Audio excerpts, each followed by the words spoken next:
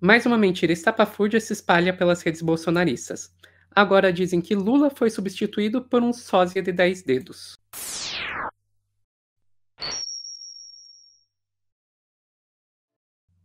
É absurdo, gente? É absurdo. E vamos ver aqui como que a gente chegou nisso e depois dar umas risadinhas aí do nível da desconexão com a realidade que essas pessoas têm. Tudo começa com a questão da saúde do Lula, né? Especulações e mentiras sobre o estado de saúde do Lula não são novas, né? Teve até detalhes de que ele estaria internado no hospital sírio-libanês e coisas do tipo. Que, por exemplo, esse zap aqui, né? Bom dia, Dr. Cláudio. Espero que suas férias tenham sido agradáveis. Sim, o Lula está aqui no Sírio. Foi trazido às pressas para São Paulo no jatinho do Setúbal ou do Itaú. As ordens da diretoria são para não vazar nada, total silêncio sobre o caso. Mas procede, tanto o acidente vascular encefálico quanto o retorno do câncer de faringe, e por incrível que pareça, o Dr. Mansur percebeu que estava com uma contagem muito baixa de leucócitos e quadro de candidíase oral, então pediu o exame de HIV e o mesmo retornou negativo. Então os caras conseguiram colocar um combo de doenças aí no Lula, gente, tudo mentira. Deixar bem claro, tudo isso é mentira.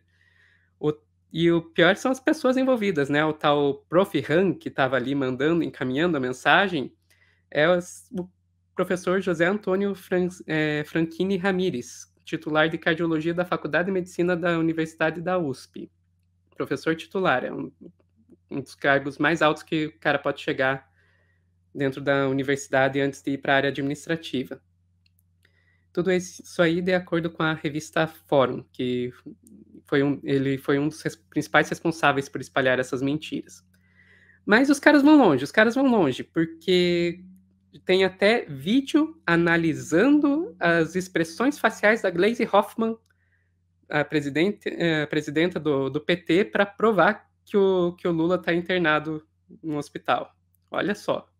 Pessoal, é o último vídeo, mas só para fazer uma análise. Vou fazer uma análise só em cima da Gleisi Hoffmann. Primeiro, o Lula jamais perderia o prazer de ser o protagonista da transição. Ele não passaria isso jamais pro picolé de chuchu. Olha a Gleisi, as expressões dela. Aconteceu alguma coisa com o Lula, ela não consegue esconder. Ela fica apertando os lábios e umedecendo o lábio porque tá seco com a língua. E até para engolir, ela engole seco. Olha lá, é claro. Ah, chega, não vamos ficar dando muito palco para maluco dançar. Mas então vocês verem, os caras vão longe para provar que o Lula realmente está doente e está internado. Mas isso gera um problema, né? Como explicar, então, as aparições públicas do Lula? Fácil. É só dizer que tem um sósia.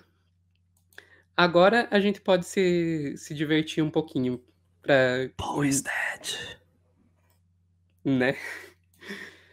Então, isso aqui foi do Print Minions, né? Os prints bolsonaristas que eu sugiro fortemente que vocês sigam para ter um pouquinho de comédia nas redes sociais. Olha o nível das discussões que o pessoal do prints bolsonaristas pega no WhatsApp. Uma tal de Camila Barbosa falando: você está precisando dormir um pouco, ao que o tal do Sócrates começa a levantar. Ó, detalhes que eu reparei. A orelha do novo Lula é levemente mais pontiaguda, enquanto o antigo Lula tem a orelha levemente mais arredondada. Os dedos do novo Lula são mais grossos e curtos. O cabelo do novo Lula é mais branco, enquanto o antigo ainda tinha tons de cinzas escuro. Tentaram emular o acinzentado do cabelo do Lula com tintura e ficou fake. A mandíbula do novo Lula parece ser levemente maior e levemente projetada para frente. O novo Lula tem mais papada. O novo Lula tem mais cabelo na frente, enquanto o antigo Lula tem uma testa de calvície maior. O novo Lula tem um rosto oval, enquanto o antigo Lula tem um rosto redondo. A nuca do novo Lula é mais protuberante, enquanto a nuca do antigo Lula é mais discreta. A voz do novo Lula é menos rouca. O novo Lula é mais tímido, introvertido e muito mais inseguro perante as câmeras. O novo Lula tem uma linguagem melhor, não consegue emular com naturalidade os erros de concordância verbal do antigo Lula. Analisem ponto a ponto. Não, tem tanta coisa aí. Primeiro, eu acho que esse bolsonarista está descobrindo uma coisa que normalmente acontece com as pessoas que chama envelhecimento, né? A outra coisa que me chama a atenção é que parece que até os próprios, entre eles estão começando a perceber a loucura, né? Porque tudo começa com a pessoa mandando ele dormir, né? Ó, amigo, vai dormir, para. Mas, enfim, os caras continuam, e continuam, inclusive, analisando as imagens. Olha aqui. Segunda foto, 31 de outubro. Primeira foto, 8 de novembro. 8, 9 de novembro. 9 dias entre as fotos. E daí começa aqui, ó. Nós temos um programa que faz medição facial. Olha aonde que os caras estão chegando. Se existe esse programa, provavelmente, não sei, não tenho ideia. Mas duvido que vão conseguir muita coisa. Agora, essa obsessão pela fisionomia do Lula chega ao ponto que é normalmente uma obsessão dos bolsonaristas pelo Lula mesmo, né? Que é a questão dos dedos. Então, arranjaram aqui uma imagem do Lula. Opa, ele tem 10 dedos. Então, gente, os caras realmente pensam, não, vamos colocar um sósia do Lula, mas vão esquecer do detalhe que as pessoas mais comentam, especialmente os bolsonaristas, sobre o Lula, né? E essa imagem aqui, ela é claramente uma montagem, porque, aqui, ó, a imagem que eu mesma peguei antes de entrar na live, nas redes sociais do Lula, você vê a mesma foto sem a montagem nesse caso. Então, os caras estão louquinhos. Os caras estão louquinhos. E eu não acredito que eu vou ter que dizer isso, mas, gente, o Lula não foi substituído por um sósia de 10 dedos, tá? Que isso fique bem claro. Eu tô rindo aqui com isso, mas é rindo de desespero de pensar o nível de descolamento da realidade que essas pessoas chegaram e o que a gente vai ter que fazer para conseguir trazer essas pessoas de volta. Tássio, o que você acha disso tudo? Eu acho engraçadíssimo. Assim, depois da eleição, os bolsomínios, os bolsonaristas, eles começaram a nos dar motivo pra gente dar muita risada, né? Esse povo na frente dos quartéis, esse povo fazendo, rezando e comemorando notícias falsas, todas essas pegadinhas cacofônicas com os nomes dos generais, Vitor Belfort e tal. Então, assim, tem sido um alívio cômico e eu não sei, eu acho que, sabe, depois das eleições, eu acho que está começando a cada vez ficar mais claro e nítido o quão descolados da realidade. Não, gente, e sobre essa teoria, eu não sei se alguém pegou ou não a referência, eu não sei se ficou audível ou não na hora que eu sussurrei Paul is Dead, que é uma das melhores teorias da conspiração, que eu não sei se vocês sabem ou não sabem, mas depois dei uma pesquisada, de que o Paul McCartney teria morrido num acidente de carro e foi substituído por um sósia, lá acho que 59, por aí, não sei, faz muito tempo atrás, muito 69, não lembro qual ano teria acontecido. Essa aí tá no nível do que o Elvis Presley ainda tá vivo, né? Então, mas pelo menos aquela era legal porque você pegava coisas assim que ainda existiam de fato, algumas referências que estavam nas artes. É claro que era uma questão de interpretar, mas não precisava criar Photoshop, não precisava criar essas coisas tão mentirosas, tão falsas assim.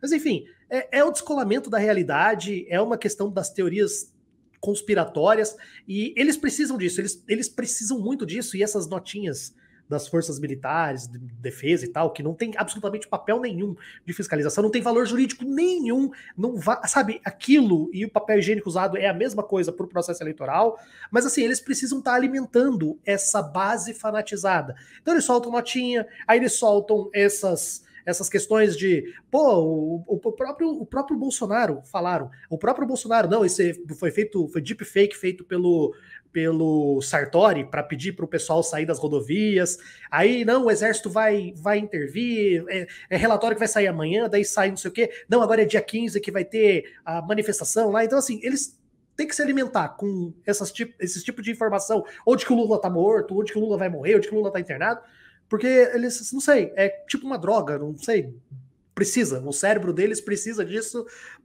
porque é muito difícil para eles voltarem para a realidade. Eles não querem enfrentar a realidade, é como se eles estivessem numa catarse, Negação, né? Isso é um processo de negação, tipo um alcoolismo, alguma coisa assim, não sei dizer. Mas assim, a gente ri, mas às vezes dá até dó.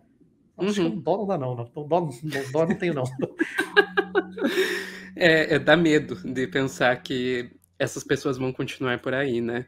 Gente, e essas pessoas estão assinando contrato, estão comprando casa, dirigindo carro pelas ruas. Já parou para pensar o perigo disso?